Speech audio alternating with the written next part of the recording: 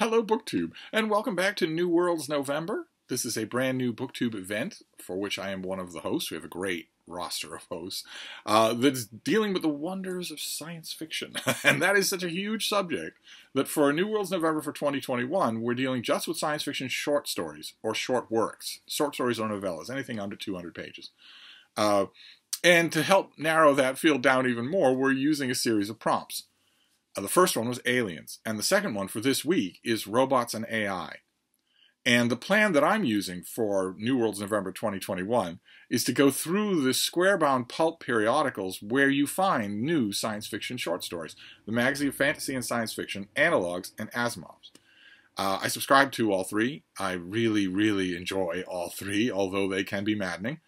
And every issue has its ups and downs, as any collected issue of stuff like that will do, but in every issue there will be something that will thrill you. A legitimate, take you out of yourself, make you miss your bus stop thrill in every single issue. So as far as I'm concerned, that is money well spent. And I've just been going through those issues for 2021. I thought right from the beginning I'd like to do that, give them their due, give them their time in the sun, rather than go to anthologies like a lot of my hosts are doing. I would instead look at this new stuff that hasn't been anthologized and see about that. And it's been very interesting to do because it's made me aware in a way I wasn't before of how the four prompts that we're using are splayed out over any given issue of a new magazine of new science fiction short stories. What is it that science fiction writers are writing about at the moment?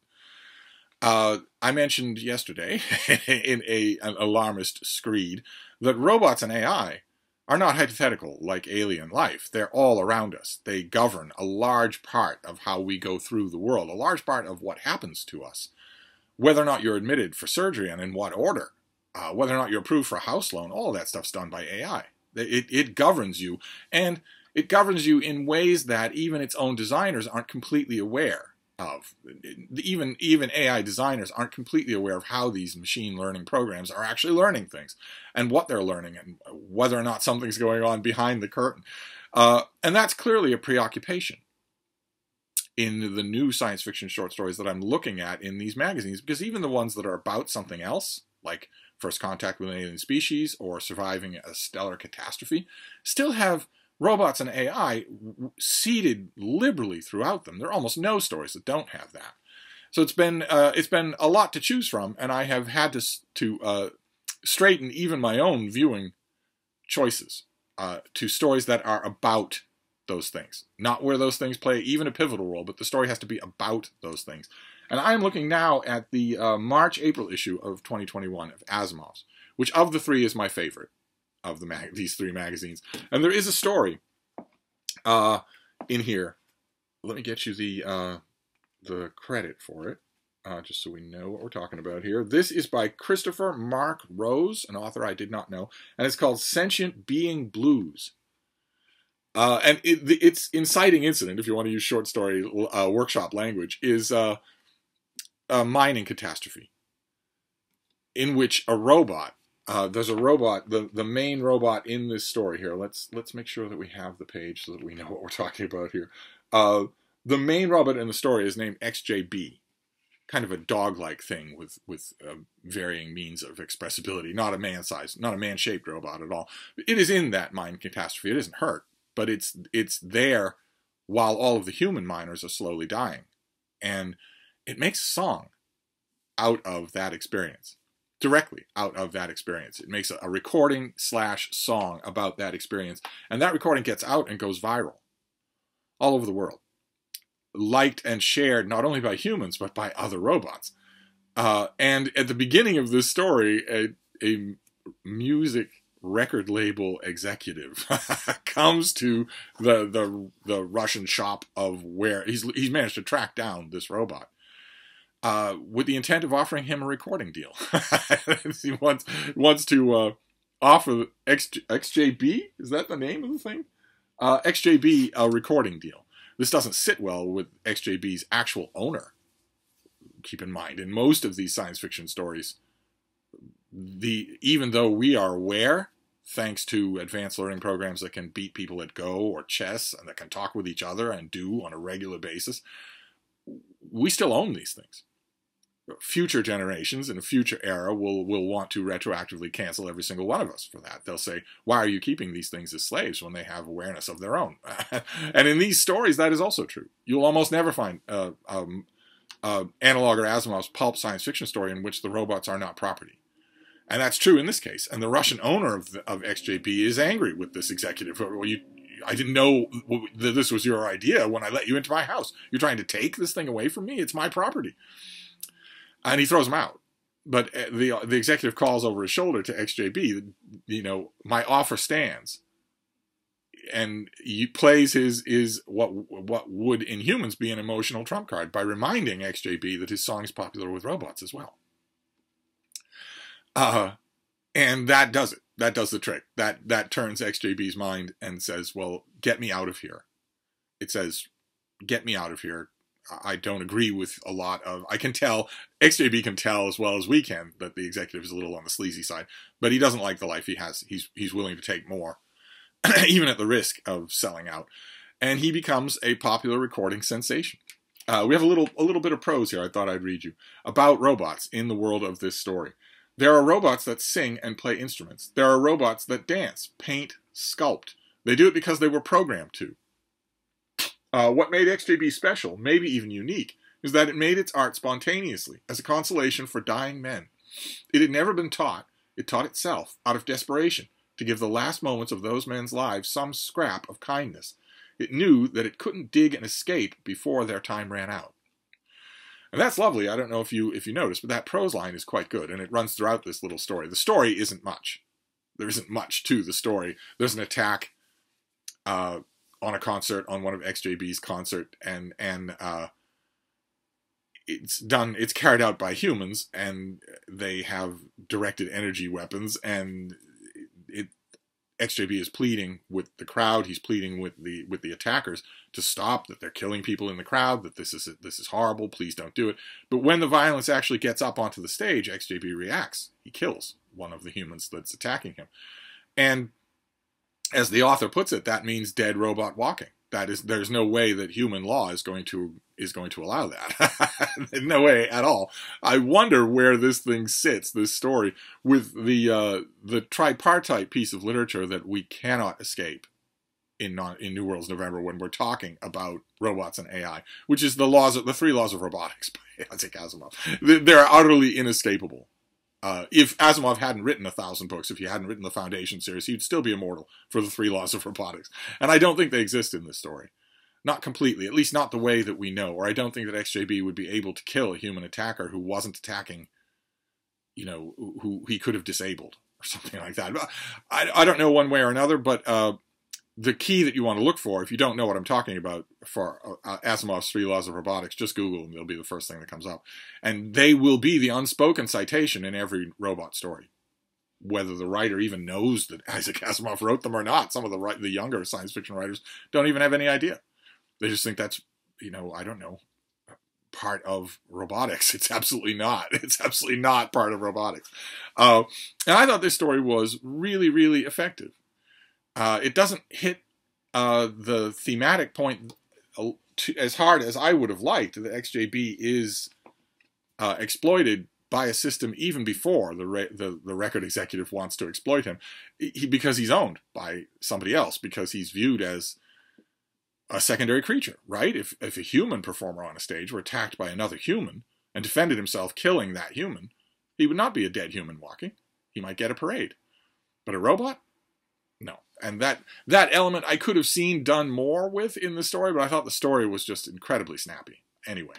But it wasn't the best thing in this anthology. The best thing in this anthology could technically also count as robots and AI. Certainly AI, maybe, if you stretch the blanket just a little. There's a terrific story in here that I want to tell you about, not only to praise. This is called Glitch. It's actually on the cover, by Alex Irvine.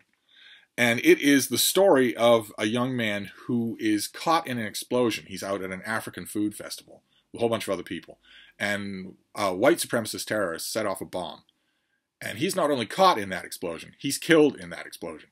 But in this slightly future version of this society where the story takes place, people can recompile their memories. They can have their memories, their experiences, their personality engrams backed up. It's not free. It costs money. But if you have a little extra money, it's a good thing to do. And the main character has done it, mainly because he's engaged to be married. And thereby thought it would be a good idea if he backed up himself. And it turns out to be a godsend. His memories are recompiled into a reconstructed physical body. And where he's told at the beginning of the story, that's when the recompiling is taking place. He's waking up. And people are hovering over him. His concerned fiancé is hovering over him. The scientists are hovering over him, asking him how he feels, asking him what he remembers, assuring him that the recompilation process has a long road. It's not something that happens right away. You have to get used to it. It will have bumps and even glitches.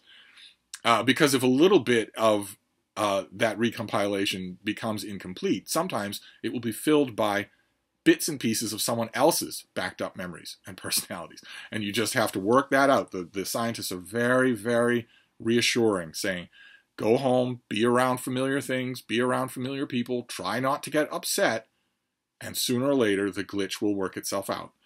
But in the story is incredibly good. It's the best thing in this particular issue by a wide margin. It's incredibly good. In every way, the author, Alex Irvine, has thought out this whole process, this whole world, because it quickly becomes apparent that there is another personality at play in the main character's recompilation. And not only is it another person, it's one of the white terrorists who set off the bomb. Part of that white supremacist is now in this character, talking to him, influencing him. His girlfriend is black, and that doesn't sit well with this part of this personality. That's now part of his personality. So he'll wake up in the middle of the night and find himself somewhere else because that one fragment in his recompilation has moved him during the night, made him walk around, and it's terrifying him. And it gets worse because this author is so good. It gets worse. He's approached by the police, who tell him that although he is innocent, he is carrying memories of a suspect, of a bombing suspect, and that maybe he shouldn't leave town, and maybe he needs a lawyer. And who's the lawyer representing? He goes to a tech friend of his who's never met a recompiled person before. They hash out all of the issues involved here. The story just keeps going. One of the great things I love about really confident science fiction stories is that they don't sit. If you have a short story, you cannot sit around. You have to keep things moving, almost at a breakneck pace. You have to drop things off right away. This story almost starts with an explosion, just as it should. And it keeps going. The story, the complexity of what's going on just keeps deepening as the story goes on, done in a masterful way. So you would think that this would be nothing but praise for the story Glitch by Alex Irvine, and yet the story Glitch by Alex Irvine came the closest of any story in 50 years to making me cancel my subscription to Asimov's and never resume it again. This story disturbed me more than any story that I've ever read in Asimov's, and not because of the twists and turns of what the plot says about our personal identity and the veracity of our memories, but for something else that's in here. Now, I know that some editors at these anthologies, some editors at these periodicals use a heavy hand with their writers. I know that in the history of Asimov's and Analog, sometimes that heavy hand has been used even with people who've won Hugo and Nebula Awards. So I'm not 100% willing to blame Alex Irvine, but I am 99% willing to blame him. He certainly saw the version of his story that would go into this magazine for a readership and had to sign off on it. I know it's asking a lot of an author. I don't know anything about Alex Irvine. He might be young. It's asking a lot of an author at any age to tell Asimov's, well, I can't abide by the change that you made in my story, so I'm going to have to pull it from publication. I don't know that that happened. Or rather, I know that that didn't happen. I don't know if that conversation ever happened.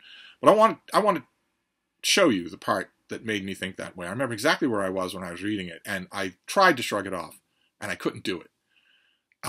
This is after the main character has been recompiled.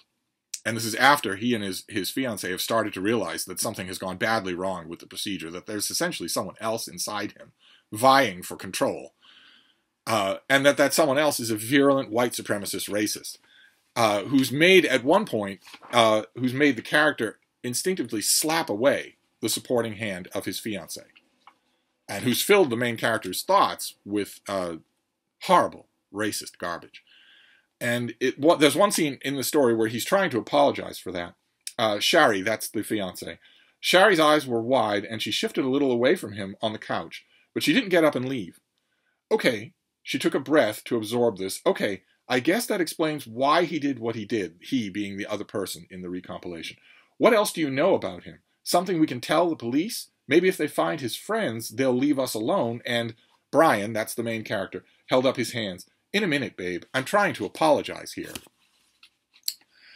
It's not your thing to apologize for me. This is his fiancée talking to him. It's not your thing to apologize for. And anyway, if you weren't a little bit racist, you wouldn't be white. She's not talking about the white supremacist inside him. If you weren't a little bit racist, you wouldn't be white. And the next sentence is, Kyle supposed this was true, and he was grateful she was handling it so well. I don't suppose that's true. I read that with my mouth hanging open. His fiancée handling things well is what we call her calling him a racist on the eve of their marriage? I was stunned by that. That someone had to allow that into this magazine. Someone had to allow Asimov's to have a story in which one of the characters, non-confrontationally and in a way that we're clearly supposed to approve of, says that all white people are racist. Imagine if that kind of a line existed in any story in Asimov's in 2021 about any other combination. Imagine it. Just imagine it. Imagine if in this same story, Brian, not the white supremacist inside part of his head, but Brian himself, had said to his black girlfriend, his black fiancée, well, you've got black skin, so I imagine you're really good at dancing or basketball. Not only, I think, would the editors at Asimov have pulled the story right away and told Alex Irvine, don't call us again, but they'd never forgotten it. It would never have reached print. Never. Imagine that part of this story if Shari had turned to Brian and said, well, you are Jewish, so there's got to be a little part of you that's really greedy for money. Imagine that. That is absolutely monstrous. And the more I thought about it in this story, just plopped there, just non-committally. It's not even a major thing. The main character says, I suppose she's right. I'm glad she's handling it so well. It's not meant to be confrontational. And yet, the more I thought about it, that bothered me for about a week.